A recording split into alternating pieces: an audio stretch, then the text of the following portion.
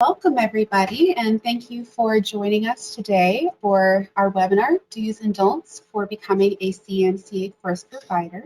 My name is Virginia Pierce, and I am going to be today's speaker. All right, so what we're going to go ahead and cover today is we're going to first off cover what is the CMCA and CAMICB. Then we'll go over CAMICB Continuing Education Course Providers homepage, the new homepage, what that looks like. Then we'll review the new CAMICB Continuing Education website, the application process, top 5 reasons applications are denied, and then finally the approval process. First off, I just wanted to mention that this year is our 25th anniversary. We're celebrating 25 years of commitment to professionalism in the field of community association management. CAMICB, previously NBC CAM, was established in 1995 with the goal of creating a credentialing program anchored by a strong examination and continuing requirements for professional excellence. So you can check out our celebration online at www.camicb.org and our social media, including Facebook, LinkedIn, and YouTube. So let's go ahead and get started with what is the CMCA and CAMICB. So CAMICB stands for Community Association Managers International Certification Board, and CMCA stands for Certified Manager of Community Associations. CAMICB is the organization that administers the CMCA certification, which is internationally recognized with over 20,000 managers certified worldwide. We also are nationally and internationally accredited. We just received international accreditation through ANSI by complying with standard ISO 17024. So further recognition of the value of our program. Now, community association managers with a CMCA need to take 16 hours of continuing education every 2 years in order to maintain their certification. And so this is why we need continuing education course providers who are qualified and have quality programming to offer to our CMCA so that they can obtain this renewal requirement. So let's go ahead and navigate to the Continuing Education Course Provider homepage. You can find that on our website at camicb.org. If you hover your cursor over the recertification menu option, you'll see the third option is the Continuing Education Course Providers Overview webpage. And then this here is a screenshot of the page that you'll see. And when you scroll down, you'll see this bright blue button that says Start Continuing Education Provider Application. Now, when you click on that, this will bring you to the new CAMICB Continuing Education website. So this is the website you'll want to bookmark for easy access, and you'll also find all of the materials you need to become an approved course provider, such as what course topics and information is acceptable. You'll also find the submission deadline date schedule for the year for when applications need to be submitted to be reviewed during the month's Continuing Education Review Committee meeting, which we'll cover later here during the webinar. So once you go onto this website, you'll want to set up an account. And once you set up an account, you'll be able to submit new applications and search through your submitted as well as approved courses. You'll also find on this page helpful links to a roster and certificate template once you have been accepted. Or sorry, once you have them approved. So to submit a new application, you'll want to select on the provider application option, which you see here in the first screenshot. And then this will take you to the lower screenshot where you can either view previous submissions or begin a new submission. Now, for our purposes in this webinar, we will be reviewing the new submission process. If you have not already created an account for this webpage, the application will prompt you to create an account before proceeding. So the application process consists of 3 pages on the application. The first page here will require your basic organization information and your course contact or the overall instructor who will be submitting the course. You'll include here the course contact, course organization, name and location, and email address. Now you'll want to make sure that the contact name and email address is correct because it will be listed publicly on the Continuing Education Gallery. So you'll want to be sure you're providing the right information for CMCAs to contact. And then as you'll see here, this is the first page. So the first page consists of the provider information. The second page that we will review consists of course information. And then the final page will be co-presenters. So let's go ahead and move on to the second page. This is where the majority of your information is going to be listed. So you'll have several sections to provide all of the information regarding your course for CAMICB to review for approval, which we're going to go ahead and cover in detail in the following slide. So don't be overwhelmed. There's a lot of text on this page, but I'm going to go through all of these with you together.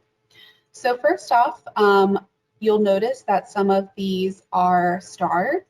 This means that when you submit the information in your application, we're going to use this information to list that in your listing on the public gallery. So you're going to want to be conscientious of what you include on there because this is the information that's going to be publicly displayed. Now first, you'll obviously want to include your course title for your program, seminar, webinar, whatever the program is. And then next, you're going to want to go into the description of the program. So this is where you're going to include pertinent information for CMCAs to know about this course. What is the course going to cover? Who's going to be presenting? What sort of skills or knowledge will they expect to obtain? So things that CMCAs will be looking for and further information about what is involved in your course. Next, you'll have learner outcomes. This is for CMCAs to review to determine this is for CAMICB to review to determine what CMCAs will gain as a result of this class. So will CMCAs gain skills on how to deal with difficult people? Will they learn about the newest regulations regarding an important issue? So basically, how is this going to impact and enhance the manager's knowledge? And then you'll want to look at the course delivery. For the course delivery, there are 3 options. The course can either be in person, live, or on demand. Live is a one-time virtual event, while on demand is an ongoing virtual option. Next is kind of a big section. This is the course material section. If you previously submitted applications with the PDF application, you'll recall that you had to attach various documents to the application. And this is essentially the same thing, except instead of attaching your course material to an application, in this section, you'll be uploading that information. So this is where you're going to upload the documents that you used to attach to the PDF. So the detailed outline, copy of handouts, copy of the presentation materials, your copies of any advertising that you plan on doing, as well as your speaker biography and contact information. And if you don't remember what you need to upload, the application does list everything that you need here right above this section, just so that you'll be aware of what you need to include. I did want to note here that educational content cannot have promotional material, and biographies are not the same as resumes. So those are just 2 tidbits to remember when you're submitting this information. Next, there's tracking attendance. There are 3 options. There's yes, no, or other. The bottom line is you do need to track attendance. So you can either really select yes or other and explain how you're going to be tracking attendance. Part of our policy is that all course providers have to track attendance and then submit a roster to CAMICB after each administration. So if you select no in this section, that's grounds for an automatic denial. So be aware of this section. Next, there is the on-demand URL section. So you'll probably want to be pretty cautious when using this section. If you have a live webinar that is going to be converted to an on-demand webinar, consider using a link to your organization course homepage for CMCAs to navigate to, so they aren't directed to a dead registration link after your live course ends. Next is program dates. These can be TBD, but it's more appealing to CMCAs if you can include a finite date or an ongoing option. Location, so where is this going to be held? If it's virtually, what platform are you planning on using, and so on. Continuing education hours, so how many continuing education hours are you looking to have this approved for? This will need to correspond to how many hours of instruction there will be. Please note that CAMICB does not approve any program that is less than 1 hour in length. And then next, there's course fee. You're certainly allowed to charge a fee, but if you do plan on charging a fee, please be sure that you are specific about how much you plan on charging. And then lastly, we have a couple of questions. So the first question is, has the course been previously approved by CAMICB? If the course has been previously approved, this actually means that your application process will be really simple.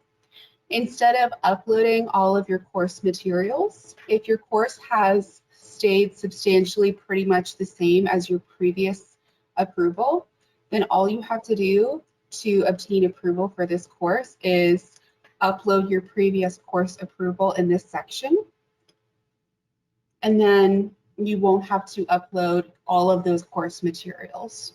If your course has changed fairly significantly though, you'll want to make sure that you upload your course material in that course material section just so that we can review it to determine if it is still acceptable. And then there's also the next question. Has this course been approved by a state regulatory agency for community manager licensing? If you have had this course approved for with a state regulatory agency, you'll just need to upload your state approval notice similar to the previous question. Essentially, this will act as your approval for us. That way we don't have to go through all your course material. We can just verify that this has been approved previously by a acceptable provider. And then lastly, there is the provider attestation. This is where you're going to virtually sign that you agree to abide by all CAMICB continuing education requirements and policies if you are approved, including providing all CMCAs who attend your programs with certificates of attendance, and of course submitting rosters of attendees to CAMICB after each administration. All right, so that was everything on the second page, which I mentioned is the bulk of the information that you'll be submitting. And this final page, the co-presenters page, this is where you're going to include information about your co-presenters. This is not where you upload all of your instructor information. This is more for if you have, like, let's say, more than one person working on this program together. So for instance, if two organizations are working on this program together and you want to make sure the other person who you're working with gets an email about this course, then you'll want to include that information. So once you have included the co-presenters information, you'll want to hit save and finalize, and you'll receive a confirmation email once your application has been submitted successfully. So next, we're going to go through the top 5 reasons applications are typically denied. The first and foremost is that the target audience for this course is not geared toward community managers. Community association management is a distinct profession, and while it is similar to its counterpart, property management, they are separate and unique professions, and there are important distinctions. So if we see throughout the program that you refer to property managers instead of community association managers and things of that nature, that's an automatic red flag for us, and we'll probably deny the course. Another top reason that courses are denied, if we see company logos on every slide containing educational content, that's also another red flag for us. Company logos are not allowed on every slide, but however, we do allow them to be on the contact and introduction slides, but we want to make sure that this is not promotional in any nature. We want to make sure that the education is not specifically promotional and that this is educational for our CMCA managers. Now, if you do have concerns over copyright, that doesn't necessarily mean you need to have a logo on every page. You can just have something at the bottom that says copyright of your organization, but please just be very aware that if you have your company logo on each of those slides, that is grounds for denial. The third reason, education requested for non-educational programming. So credit hours are going to only be awarded for educational content. So happy hours, dinners, welcome remarks, anything like that, that is not acceptable for continuing education, and that would be denied. Fourth, continuing education is requested for programs less than 1 hour. As I noted before, we can only approve programs that are 1 hour in length minimum, so anything below 1 hour would be denied. And then lastly, as I mentioned earlier, you do need to track attendance. So course providers must submit a roster at least 45 days after each submission, after each administration. For ongoing or on-demand courses, if you're holding these consistently, just try to submit your course rosters at least every 45 days. And those are our top 5 reasons why applications are typically denied. All right, so let's go ahead and move on to the approval process itself. So first, applications are first reviewed by staff to determine if all of the materials have been submitted correctly. The CE review committee, who looks over all of these applications, will meet each month, and the staff will send the application submitted before each month's submission deadline date to be reviewed for approval. Once the committee determines which courses are approved, staff will send the corresponding notices to the course providers, depending on if they've been approved or denied. The approval emails will include the requirements for providers to abide by for their newly approved courses, including information on how to send certificates and rosters. And then approved courses will be uploaded to the Gallery of Continuing Education. And this here is a screenshot of the Continuing Education Gallery and what that looks like. So you'll be able to see just how we'll be listing your course once it's been approved. And that concludes the webinar for today. I will go ahead and take this time to answer any questions. So if you have any questions, please go ahead and include those in the section in your the question box, and I'll be able to answer those. Let's see here. Let's see, I have this question here. On the co-presenter section, would all presenters need to be present each time a class is being taught for managers? For example, if an organization has CAMICB approved course and they want to give it in one state, and then one of the co-presenters is going to give the class in a different state, can they offer this independently without all the co-presenters at each class? Yes, so you don't have to have every instructor at every class. It's more than acceptable to have even multiple instructors for the same course if you plan on providing it in different locations. But just be sure that the biographies for each person you plan on presenting this course are included in that course material section, because we do need to confirm that these people are qualified to teach on the subject. For example, we have situations sometimes where people who aren't even in that particular field are talking about subjects which are not related to their profession at all. We don't want somebody who has, say, a background in interior design giving a course on reserve studies. So as long as you make sure that their information is included in your application, then that should be sufficient for us, and you can definitely have different instructors teaching the class in different areas. If a provider has gotten approval for multiple instructors throughout the U.S., will the bios need to be reviewed again? So if a course has been approved before and you're looking to reapprove the course, since the approvals last for 2 years, if the instructors and the content are all the same, there hasn't been any significant changes or updates, then, as I mentioned before, instead of uploading all of that information in the course materials section, you'll just have to upload your previous approval, and that will satisfy the requirements for us to reapprove the course. See another question here.